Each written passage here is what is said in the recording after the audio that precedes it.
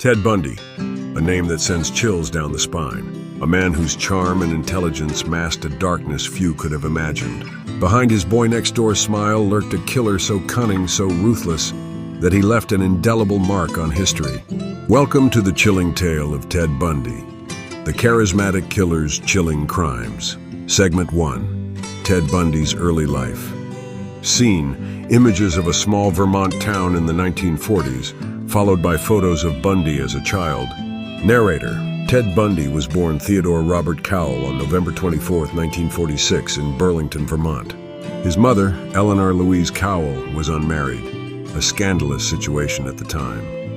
To avoid societal judgment, Ted was raised believing his grandparents were his parents and his mother was his sister. This deception set the stage for a life full of complexities. As a child, Ted was quiet and introverted, but there were early signs of something darker. He was fascinated by violence, even as a young boy, and displayed manipulative tendencies that would later become his hallmark. Segment 2, College Years and a Broken Heart.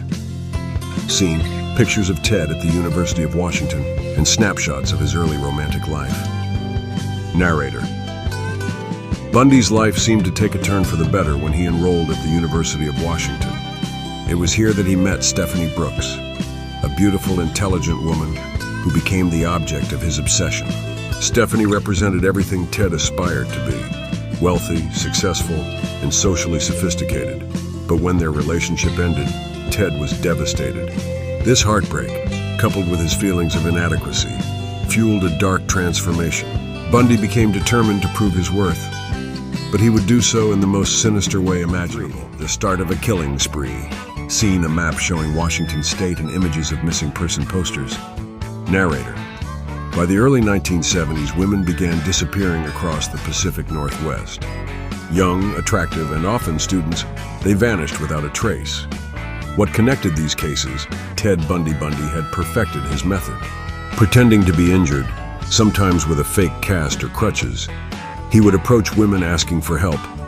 His charm and good looks disarmed them, and they willingly followed him to their doom.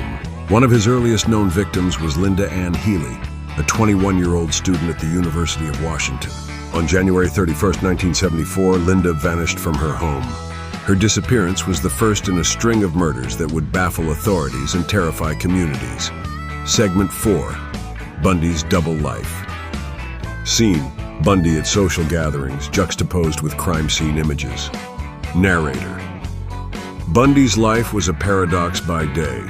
He was a law student, a volunteer, and even worked on political campaigns.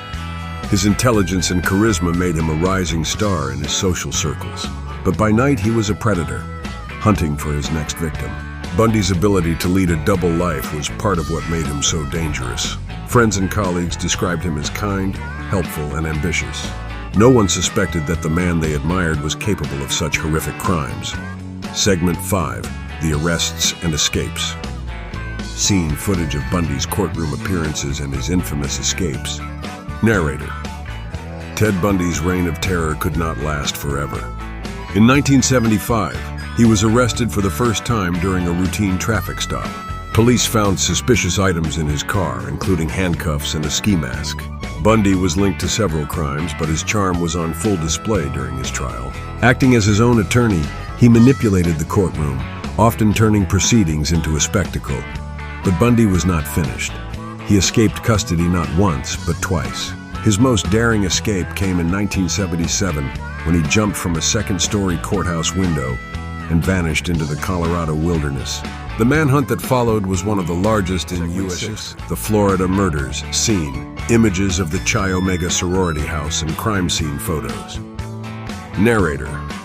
After his escape, Bundy fled to Florida, where his crimes reached a new level of brutality. On January 15, 1978, he broke into the Chi Omega sorority house at Florida State University. Within minutes, he had attacked 4 women, killing 2 of them. Bundy's violence was escalating, and his need for control and domination knew no bounds. Despite his efforts to evade capture, Bundy's luck ran out. On February 15, 1978, he was arrested for the final time. Segment 7, The Trial of the Century. Scene, footage of Bundy in court surrounded by reporters. Narrator. Ted Bundy's trial was a media sensation. It was the first trial to be televised nationally, and Bundy reveled in the attention. His charisma and confidence captivated viewers, but the evidence against him was overwhelming. In 1980, Bundy was sentenced to death for the murders of two Chi Omega sorority sisters. Over the next decade, he would confess to over 30 murders, though the true number of his victims remains unknown. Segment 8, The Execution and Legacy. Scene: crowds outside the prison on the day of Bundy's execution. Narrator: on January 24, 1989, Ted Bundy was executed in the electric chair.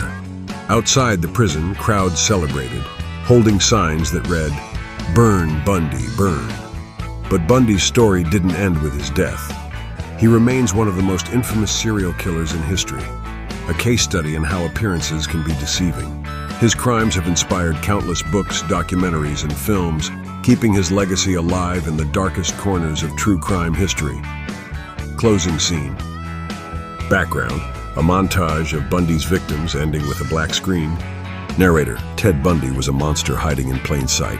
His story is a chilling reminder that evil can wear a friendly face. May we never forget the lives lost to his brutality and the lessons his case has taught us about the human psyche.